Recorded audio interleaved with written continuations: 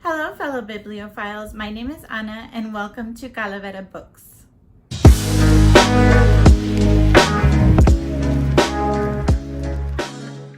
So just to give you all a quick intro, I did have another YouTube channel called The Novel Mug where I would do book reviews, and I really enjoyed it quite a bit. I started gaining a few followers, which was really nice. And recently I decided to pursue one of my long-term dreams, which is opening up a bookstore. This channel is going to be focused on book reviews, much like my previous channel. I am going to try to put more focus toward own voices, especially Latinx voices, and I'm going to try to read and review more books related to Latinx culture. So a few different people have asked me, why Calavera Books? Why did you decide to name your channel that? Why are you deciding to name your business that? And honestly, being Hispanic and now knowing about Dia de los Muertos and what it represents, it really means a lot to me. And ever since my husband and I got married about 7 years ago, we've made Dia de los Muertos a tradition. It has really truly become our holiday that we celebrate, and we try to celebrate every single year. And I think that it's just a very important part of any culture to remember your ancestors and where you came from. So to kind of pay homage to them, that's why I decided to name my business and my new channel Calavera Books. And continuing from that, I did want to speak a little bit about what Dia de los Muertos means to me. First of all, it is not worshiping the devil, Satan, or demons, or demonology, or any of the likeness. Dia de los Muertos is a traditional Mexican holiday where you remember your loved ones that have passed on. A lot of Mexican families do altars, which are altars to the dead, and we put the pictures of the people that have passed on the altar, and we fill the altar with things that the people liked. For example, if they liked a certain type of food, then we would make sure to include the food there on the altar. If they liked a certain type of music, maybe we would have that music playing throughout the day.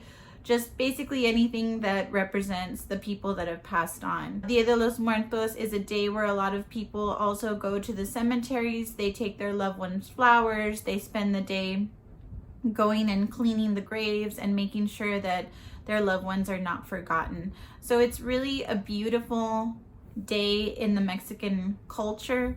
I just see Dia de los Muertos as an extension of church and of remembering those who have passed on, and as something that we need to realize that we're not going to be here forever, and we need to live our life accordingly. So just thinking about all of those things, I wanted to name my channel and name my business something that represented not only my culture but also my faith, that words never die, and we need to try our best to make an impact while we're here. That being said, I wanted to recommend 5 books that I feel really capture Dia de los Muertos, that I really felt captured the essence of remembering someone that has gone before you. So the books that I'm going to suggest to you today all have a theme where someone has passed on, and the main character or the family members in the novel remember that person's passing and really try to change their life because of them. The first book that I'm going to recommend to you today is I Am Not Your Perfect Mexican Daughter by Erica L. Sanchez. The main character, Julia, is a high school student. She dreams of becoming a writer. She's outspoken when it comes to her parents. She marches to the beat of her own drum, per se. And her parents bump heads quite a bit because her mother and father have a vision of what she should be, and Julia's idea of what she wants to be is completely different. She had an older sister, Olga, who passes away, and she was the perfect Mexican daughter in her parents' eyes. She went to community college, she worked a part-time job. So Julia and her parents are going through the process of coping with the older sister's death, and Julia is also trying to find her own voice and convey to her parents that she has bigger dreams than what they have for her. I loved this book. It was a fantastic read, and a lot of the scenarios that come up between the family dynamic, I could really relate to while I was reading the book. Also, the fact that they constantly reference Olga, the older sister, really makes it a book about remembrance, and especially the fact that Julia is trying to live up to Olga's standards. She's trying to fill her shoes. It just makes it a perfect Dia de los Muertos read. My second recommendation is The Hate You Give by Angie Thomas. And if you haven't heard about this book, you need to stop what you're doing and go out and buy it or borrow it from the library or something, because this book is fantastic. On my previous channel, I reviewed it several times and I love it. The main character is an African-American girl who goes to a predominantly white school. Her name is Star Carter. She goes to a party one night with some friends and things start getting heavy. So her friend Khalil, who she's known for a really long time, takes her home. Khalil gets pulled over by the police, and of course, what ensues is tragedy. Khalil gets shot and killed, and the whole rest of the novel, Star is trying to do right by him. She's trying to do right by his death. She's remembering the times when they were young. She's remembering different conversations that they had together. And everything that she does in this book is in memory of Khalil. So that's why I feel like it's a perfect Dia de los Muertos book. My third recommendation is The Seven Husbands of Evelyn Hugo by Taylor Jenkins Reid. I really enjoyed this book. This is another one I would say, if you haven't read it, stop what you're doing, go out and get it and read it right now. This one is a beautiful representation. It is fictional, but it's about Evelyn Hugo, who starts a career as a movie star, and all the people that she meets along the way.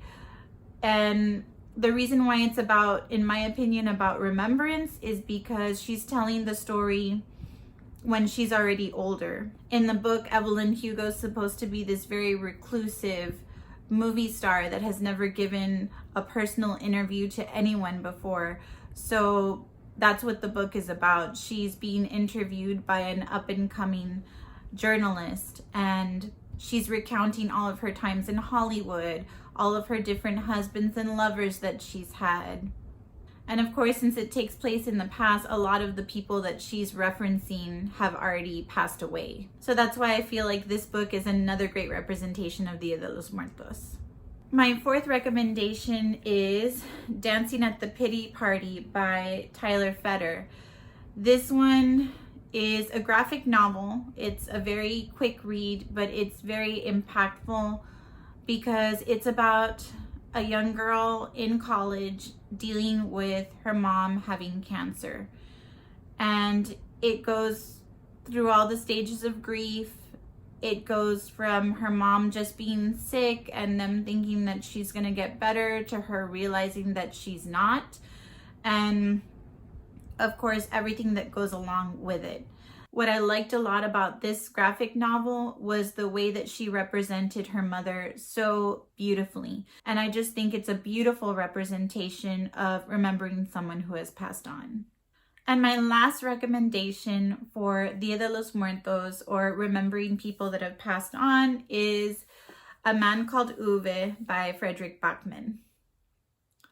In the novel, Uwe is like a really grumpy old man.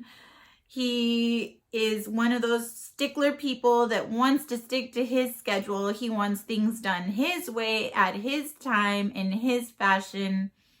And there's just so much character development in this book. And we really get a handle on who Uwe is, what he's gone through.